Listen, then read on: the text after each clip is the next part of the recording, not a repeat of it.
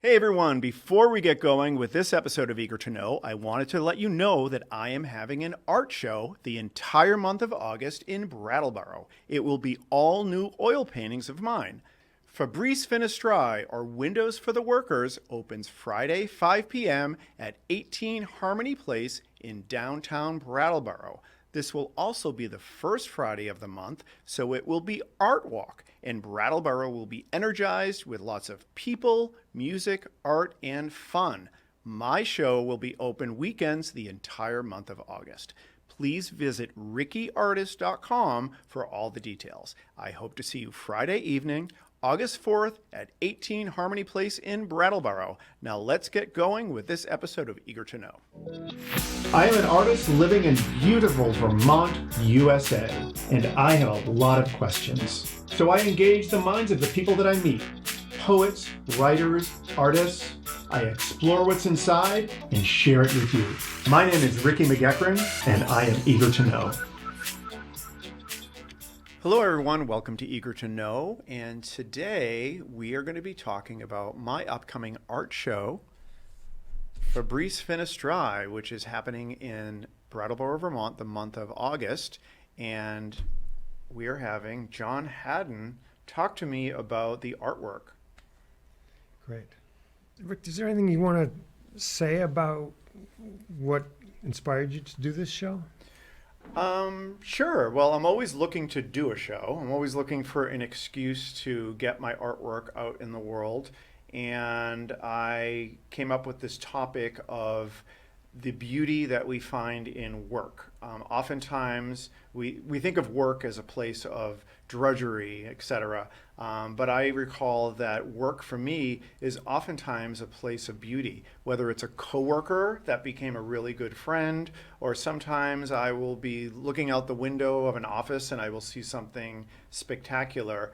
And that idea kind of stuck with me, and I wanted to do some paintings that reflected that. So I've pulled together 13 paintings, and they are very varied, and they all are on the theme of the beauty that we find in work, which is Fabris Finestrae, or Windows for the Workers. Well, one of the things I told Rick that I wasn't going to ask him questions before. We just went and looked at his paintings in the studio. And, here's my camera. Hi. And one of the things I didn't say was that I love your paintings. And I've been around a lot of painters. So I've developed a kind of set of interests in painting.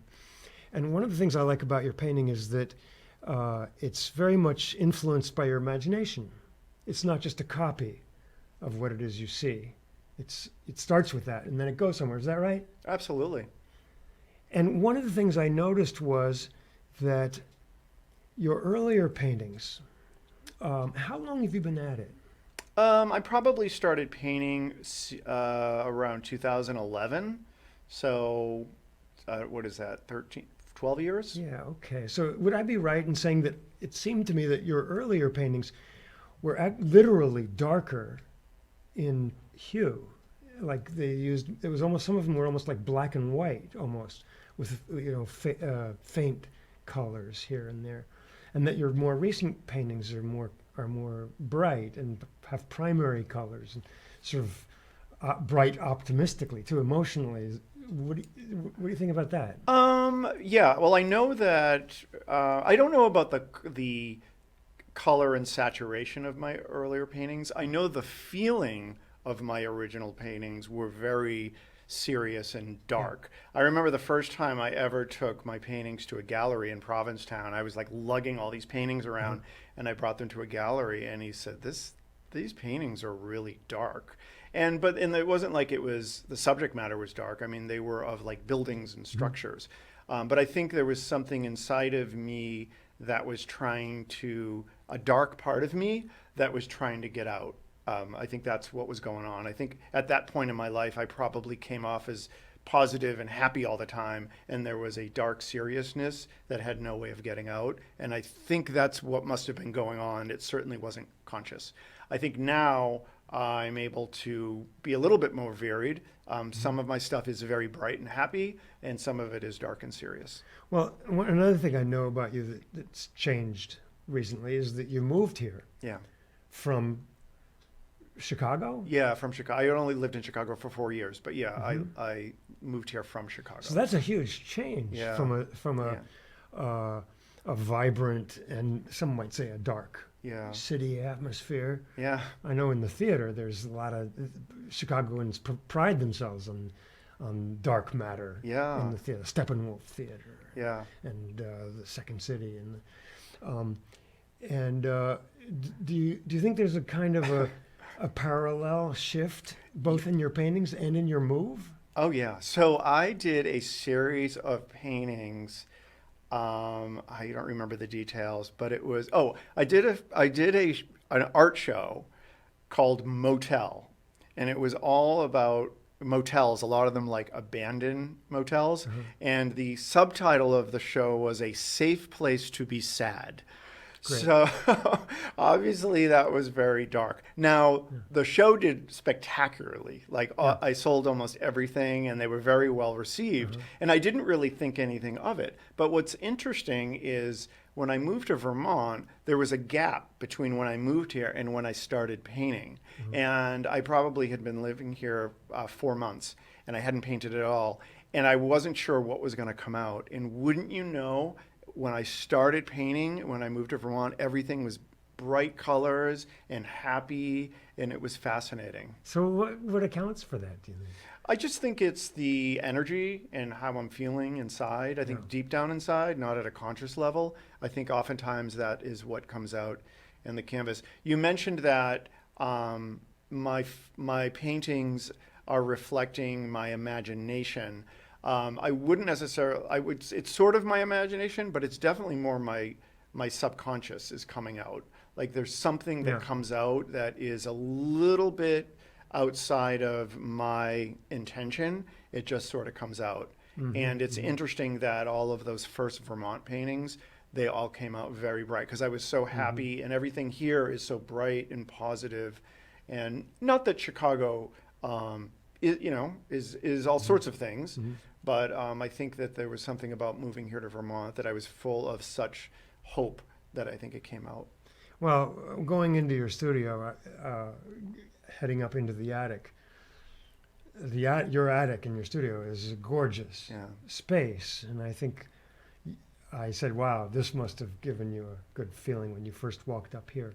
Oh, absolutely. Yeah. I mean, that's the reason why I purchased the property. And the one thing that you didn't get to experience is I have a beautiful sound system. So I crank up the music. And so I'm just flooded with wonderful music while I'm painting. And it's really a great experience. And you've been playing music too. Yeah, I have been. Yeah. And so has that affected your painting? It definitely, I don't know if it's affecting what comes out on the canvas. It's definitely affecting how my mind is relating to the painting process for certain. I am learning piano, and I've been taking lessons, which means it's very intense. I take an hour lesson a week, and my instructor requires me to practice an hour a day. So that means I am practicing at least 8 hours a week. And so it's a huge commitment. That is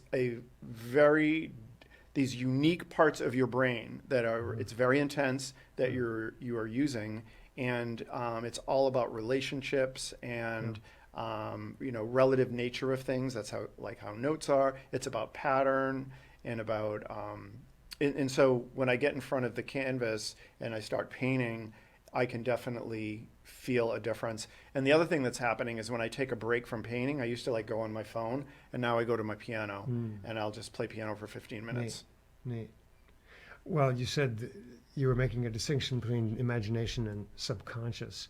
Sounds like the piano work is recalibrating something in the deep part of the back of the mind, right? It's doing something. It's definitely doing something. It really, it reminds me of when I first started painting, and when you're painting and you kind of have to change the way you look at the world, because when you're capturing something in 2 dimensions in a world of 3 dimensions, you have to change the way you can't use the way you normally view the world. There's a different way that you have to look at things in order for it to work. So it kind of changes your brain a little bit, I guess. And the piano is sort of doing the same thing, but even to a more extreme level with piano. So how could you say some more about what that change is from what you see and then what ends up on the canvas, which is a completely different? Yeah, well, I think when you are painting or drawing, and when you go, you learn this when you go to take formal training, you're looking at shapes. So you're looking at shapes of not necessarily solid colors, but you're kind of finding colors that are close, and then that becomes the shape. And sometimes that isn't the shape of the object. Sometimes the edge of an object kind of blends in with its background. So when you're capturing that, you're not capturing the edge of the object. You actually have to make a shape that encompasses everything that's the same color. I don't know if I'm explaining this properly. The other thing, so that's kind of how you see the world in shapes. You also will see the world in negative space. So for instance, I'm looking at you, and there's black behind you, and there is this triangle that is formed between the side of your face and your shoulder. So if I was going to be doing a drawing of you, I wouldn't be looking at I wouldn't even be looking at the side of your head. I would be looking at that black line. That's not something you normally do when you're going through the world. So you start to see the world as like this, there's a shape by this person's head. And isn't that interesting? Which is something that you wouldn't normally do just going through the world. So now I'm going to shift a little bit, and I love Vladimir Nabokov. You know him, the writer. He was a very cultured, wealthy Russian who was exiled in the revolution. Okay. As a little boy, and so when he finally arrived in this country, he was kind of at a loss. How do I write? He was a writer and a lepidopterist, a discoverer of butterflies. Okay. But he wrote beautiful novels.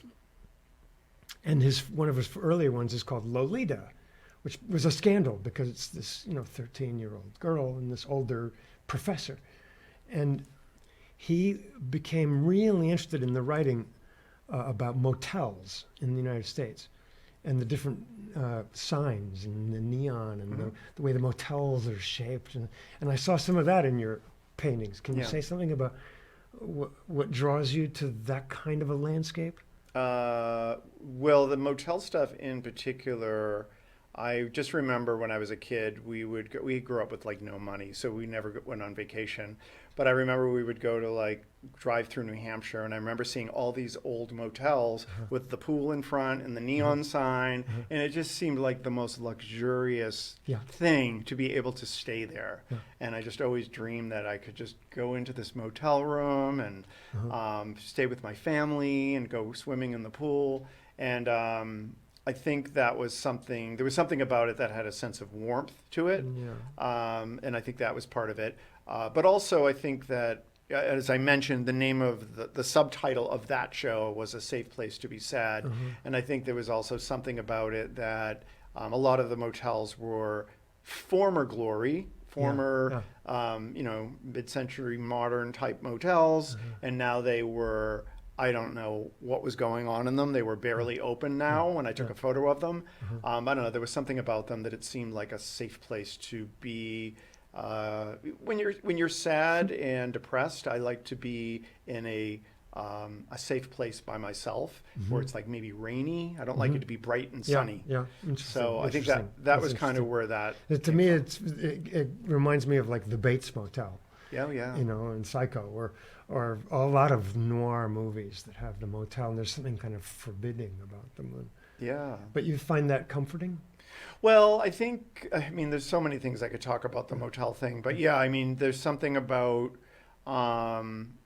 I mean, sometimes I remember years ago when I lived in Boston, if I was feeling really overwhelmed and sad, Yeah. I would just go and get a motel room Yeah. and just be by myself, Yeah, and I would yeah. just feel so much better. It was very strange. Yeah, I've done so, that too. So there was something weird about that. Yeah, I think just being in a fresh perspective. But also there's the talk about something forbidden. You know, motels are also interesting because there's all kinds of stuff that goes on in them. You know, I mean, we can only imagine what is happening in motel rooms, and some of it is joyous and some of it is heartbreaking, Yeah. you know? Yeah. And I just think it's there's a lot of emotions, activities, and experiences, Yeah. a high volume Oh, yeah. of them that are happening. Yeah, like a beehive A beehive, of yeah. human Yeah. interaction. Yeah. In of all amplitude, you know, extreme highs. Yeah. You know, maybe someone is having an experience with drugs or alcohol, which is like and they're at the bottom of the bottom. Yeah. Or maybe someone is in a unhappy marriage and they're having an affair, and it's the only bit of happiness that they have in their life, and it's happening in a motel. So it's a place outside of the settled conventional settings of American life. Correct. It's like a place where other things can safely happen. Right, and it's got this beautiful neon sign. Yeah, and the shapes of the signs are great too. Those kind of post-deco 50s shapes. And that was the great thing about Chicago, because in the Boston area, most of these signs they're not here anymore, or there anymore. In Chicago, everything is still there. Yeah, neat. So they really have maintained it. So do you miss Chicago? There's some aspects of it that I miss. Yeah, certainly. I miss like what? I miss the fact that there was always something to do. I lived in Andersonville. Yeah, you said you were right by this jazz club. Yeah, I was right by the Green Mill. So there was everything. Like within a 10-minute walk, I had any possible thing that I would want to do in my neighborhood. It was super safe. It was Sounds great. Yeah, it was great. It sounds like I should go there. You stay here. Yeah. And we'll switch places. Well, I think you should definitely go to Andersonville. And my street I lived in was like this beautiful tree-lined street. And I was right at the end of my street was Clark Street, which was the big busy street. Yeah, so it was quiet, but it was accessible. Yeah, it was wonderful. Neat. So I do miss some aspects of it. There's one of your paintings that's called "This Life Comes with No Answers." Do you know the one I mean? It's a boy. It's a young man. Oh yeah. On a bicycle. On a bicycle, and a huge bag of balloons is streaming behind him. Yeah. It's not my favorite of your paintings, but I was drawn to the title. What do you? How did that formulate? It was taken from an image that was in Vietnam. Yeah. In Vietnam, everything is transported via bicycles, including balloons. I also saw someone transporting had a giant clear plastic bag on a bicycle filled with bags of each bag holding water with an individual goldfish. It was just spectacular. That's great. I don't know. There was just something about it I felt like this person had a problem, and he came up with a solution. And but are you attracted to the whole multiverse of no answers? I'm comfortable with it. Yeah. I'm definitely comfortable with it. Yeah, I'm fine. More comfortable than answers or balance? Well, I would like answers. Yeah. I think as you I look get for answers. I'm open to the answers coming. Yeah. I don't necessarily search for them. Yeah. But and as I get older, I'm realizing, well, sometimes some things just don't have answers. And that's okay. I will live. Honor the unknown. Life goes on. Yeah. It's a big world out there. Okay. And who is Leon? Leon is he's a person. This is a guy. He's a person. It's a very interesting painting of a man. Yeah. Middle-aged, maybe a little bit younger than middle-aged. Like seems to be dancing. Yeah. So what he's on the doing sidewalk. so it's from a photograph. He's got all these interesting muscle. Yep. He was trajectories. a young guy that I met in Provincetown. That was an image that was from a photograph that I took on Commercial Street in Provincetown. and someone, you know, those little snappy things that you throw down on the Yeah, ground. yeah. Someone was throwing them at him, and Oh, and he was jumping up in the air, and I snapped this photograph. And Leon is super handsome, yeah. and he's really young. He was Yeah. probably 21, but he had like this Gra- 70s, yeah, gravitas. this maturity about Yeah, him, and he right. was so handsome. Yeah, And it was a great it's a great picture. painting. Yeah, thank you. Yeah, I love that painting. Some of your paintings, your more recent paintings, are simpler in terms of broad strokes and big colors and simple shapes. Yep. And I thought, oh, that's really cool. I'm a big fan of primitive art. Yeah. Sometimes it's fantastic, like Rousseau. I mean, but some of primitive artists are also incredibly meticulous and detailed, like trees that have every vein, you know, and leaf. But these broad, simpler, almost abstract paintings of buildings are later than some of your more meticulous, you know, intricate cloud work and stuff like that with highlights. What do you make of that? I think a lot of it has to do with training. I think a lot of my earlier paintings were before well, one of the things I did, I went to the Florence Academy of Art, in addition to other places. But I mean, as I mentioned, talking about the big shapes, like that's the big thing with painting, is you really just focus on the big, most important key shapes. And I think once you start approaching painting in that way, you start to realize that some of when you're focusing on less of the maybe accounting for the details later in the painting process, sometimes you realize you don't need them. Your podcast, Eager to Know, you weren't always a podcaster, right? Well, I mean, I started it when I moved to Chicago, basically. Oh, okay. So you've been doing that for a while. Yeah, so I did it as longer than painting. No. Okay. So I started painting, and then I did the podcast when I moved to Chicago. Okay. So yeah. So, is there an interest in the process of podcasting, of finding out about other people, that benefits your painting or relates to it or parallels it in any way? I don't think so. Or do you think of them as two totally different things? I don't think that they really relate. I would say that doing the podcast has kind of changed me in many ways, because it's changed how I view people, because I get to have conversations in a way that is very unique. When I'm interviewing someone on a podcast, I'm getting to ask questions in a very different manner than if I was having coffee with someone. Right. It's a very different situation. So I've actually learned a lot about people. I've learned and subsequently learned a lot about myself, but I've also learned a lot about, because I ask people a lot about their limits and challenges and fears. So that's helped me in painting, not from like how to paint, but feeling confident that, all right, this feels overwhelming, like I can't do this. But I know, because I've talked to people who are creative people, that just do it, or just or take a break, or you know, or there's a way to get through it. So what is your biggest fear? My biggest fear? Oh my goodness. Go ahead. Just what comes to you. I would say not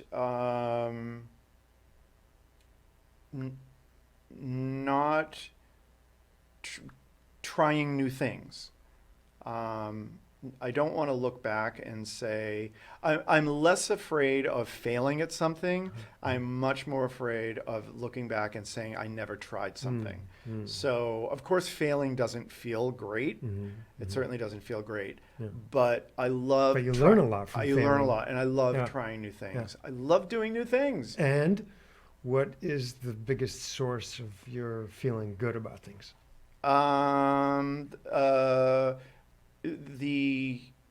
When my brain is learning something new, learning a new skill, or learning, or when my world gets opened. So for instance, when I was in high school, when I first took physics, And I realized that mathematics isn't just to annoy me, and it isn't just about counting eggs. It actually describes the universe. It describes atoms. It describes planets. I mean, that was incredible. And same thing with piano. It's the same thing. Like, I'm not just learning how to read music. Like, I am realizing that this is an entire... You're recalibrating. Well, it's also a sophisticated language. It's a sophisticated way of expressing emotion. It's incredible. And the fact that I have these doors open to me to learn that for the rest of my life, that's awesome. Yeah. It's a lot of work, but it's awesome. Congratulations. Well, thank you. I think that's it. You think so? I think you aced it. All right, good. All right, thank you, John. I was really nervous about this because you didn't tell me anything about what you were going to ask me. So yeah, I feel good about this. Good. And again, people, this is the show all the month of August in Brattleboro, and opening is August 4th, and it is at it's 57 Elliott Street, but it's 18 Harmony Place is the entrance that we're using. And they are beautiful paintings. Oh, well, thank you. Gorgeous, really wonderful. Oh, thank you very much. And thought-provoking and soul-provoking. Well, that's what I intend to do. I'd rather it be that than beautiful. Yeah. So, all right. For additional details, rickyartist.com. And thank you, John. You're welcome. Pleasure. My name is Ricky McGuckran, and you have been listening to Eager to Know, the podcast. If you haven't already, please go to Apple Podcasts and subscribe, rate, and review this podcast. Join me next week for another Eager to Know podcast.